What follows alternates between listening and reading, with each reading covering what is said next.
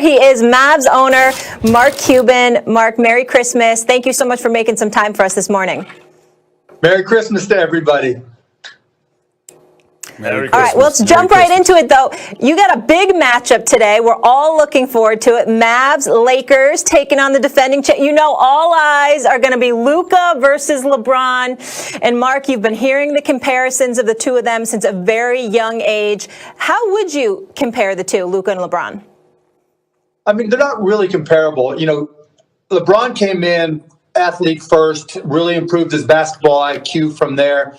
Luka is basketball IQ, strength, angles. He doesn't really try to out-athlete you. They're completely different. I think LeBron came in, took over games. He was that guy. He was on a team that didn't have a lot of really good players and had to take over everything. Luka makes everybody on the court better. I think, Luka's a little bit ahead of where LeBron was at this point in terms of improving his teammates. LeBron really became that kind of guy over the course of his career. So I don't really compare them at all. Mark, always welcome to the show. Thank you for being on the show. When you look at your team right now, obviously you won a title. You won a title in 2011. Haven't been back since. But how are you feeling about your team now, particularly after you witnessed what you witnessed in the bubble? What do you think about this team now as a title contender? Your team.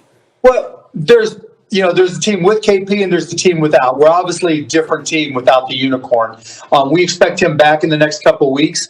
And so if everything goes according to plan, and, having KP, he's always open and he can make shots from anywhere in the court. He's a defensive impact all the time. And so that really changes things for us. Until then, we're going to have to work through some rotational issues. We found that out the other night. But it's just going to be different. This is still kind of preseason for all teams, working through rotations, guys getting used to each other, guys getting their wind back. And so, it's going to be a little bit different, but I'm confident in this team. I really like what we have. We've added a lot of defensive attitude with James Johnson and with Jay Rich. There's just so many different things we can do. We like our rookies, Tyrell Terry, Josh Green, Nate Hinton. We've got a lot of really good pieces. And, of course, our guys that are coming back alongside Luka, Timmy Hardaway, et cetera, that can play. There's a lot to be excited about for Mavs fans. I agree, Mark. I think the Mavs were my sleeper pick even last year, and I like you to get to the Western Conference Finals if Porzingis can stay healthy for a lot of the reasons you just mentioned, not to mention Dorian Finney-Smith and Maxi Kleber, who can both bomb now from the outside and play defense. Yep. But also because what I saw in Game 1 against Phoenix, who was getting after it defensively, and you don't have Porzingis, was a very well-coached team on offense especially. Something broke down, it didn't matter. A play was stopped, they regroup immediately. Everyone's where they're supposed to be. That's a deep playbook and a well-coached team. What are your expectations for Rick Carlisle and your squad? What is a successful season? What's an unsuccessful season? Going into the playoffs, go deep into the playoffs is a successful season. Everything else doesn't matter. We do have a great coach. We got a great players. You mentioned Maxi Kleber, the most underrated defensive player in the NBA. People don't realize what a great defender he is. His three-point shot keeps improving. Just tell him. He'll say, call me. He wants you to know that he can play. Dorian Finney-Smith. We do this thing. We track internal analytics, things during practice and everything. Dodo, his shots selection, his ability to make threes just keeps on improving every single year. So we expect him to get even better. We've got all the tools. We've got a great coach. We've got Luka, who makes everybody better. KP, I'm completely confident he'll stay healthy. The sky's the limit for this team. I can't overstate rather how excited I am for these guys. Mark Cuban, let me take it off the court for a little bit because you're more qualified than most to answer this question. I know that you're incredibly excited about your team. You're incredibly excited about this season. And obviously, you were actively involved with a lot of stuff that was going on in the offseason, last season, not just with COVID, but with social justice issues. And I applaud you for all of that. My question to you would be this. As successful as the NBA was in the bubble with no positive tests, just recently, We had a game postponed, obviously in Houston with Harden and those boys because of COVID, potential positive tests and things of that nature. I want to know, how concerned are you about this season now that there is no bubble? Everybody's going to be in their respective city. You're still going to be traveling to games and things of that nature. Are you concerned at all about this season going forward uninterrupted? Yes, of course. We've already lost a game. This is a maturity test for all 450 players in the NBA, and plus the two-way players. This is a chance for guys really to make mistakes outside the bubble, and it's going to happen. We've already seen it happen. One of the reasons I'm traveling with our team on Christmas Day is to show them, that this is important to me, that we need to all be very vigilant. We can't be going out because we're in LA or we're Dallas or wherever. We've got to make sure we're getting tested. We're filling out the questionnaire every morning. We're watching out for each other. And that doesn't mean, keeping an eye on each other, but supporting each other.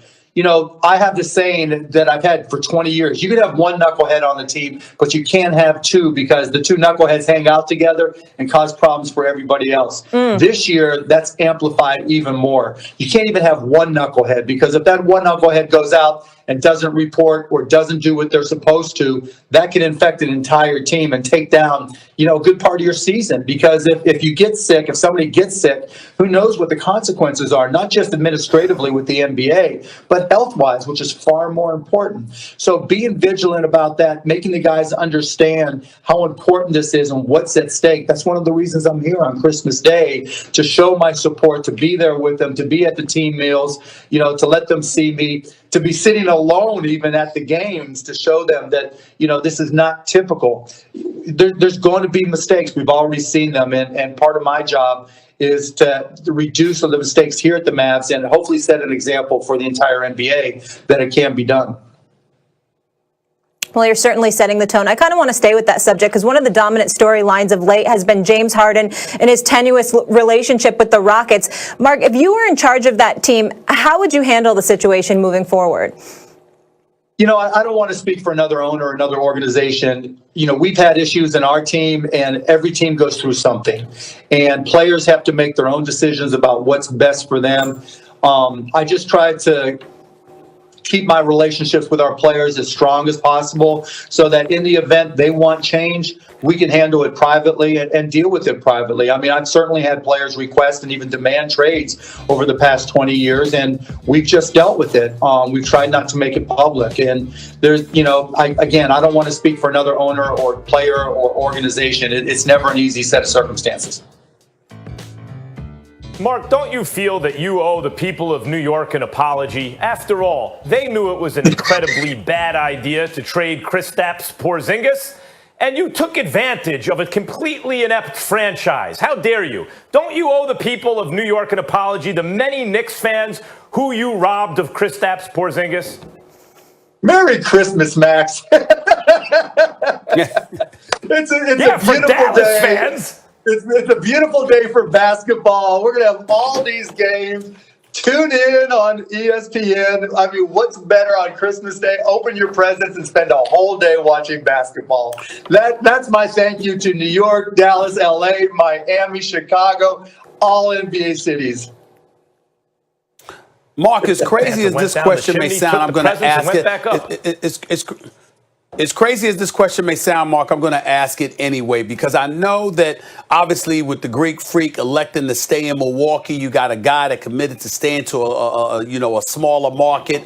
We see how, the league pays attention to all that stuff. The league definitely endorses such a thing. But it just seems to be something extra special when you got a Los Angeles Lakers squad as an NBA champion right now. It seems to be a great, great thing for the NBA. Could you talk about where you think the NBA is now, because a team like the Lakers are in the eye of the storm and everybody's shooting for them because they stand as the champions today? This is your opponent. That means nothing, Stephen, nothing. Nothing. when we were the champ, when he were the champs. It doesn't matter who the champ is. They're always going to be gunned for. This whole concept of the big cities on the coast have to be good for everybody to get excited about the NBA. Not in this world anymore. That, you and I are getting old, Steve, and that was 20 years ago. Right now with social media and we care about Luka, and that's what's happening more. The players are becoming more of more key younger kids, Gen Z, than even the teams are. So we've got to pay special attention to more about, how strong is LeBron's social media game, which is very strong. How strong is Luka's social media game, which is even stronger than LeBron's. Okay, I said it. How strong is Giannis's social media game? These are the things that matter these days in terms of interest. Those days of building the coast up and you got to have interest from the coast. Because we're not a TV-centric awareness society anymore, particularly for younger kids, it's just different. All right, we got a little comparison out of you. Before we let you go, Mark, I got to ask you this. The NBA sent out a memo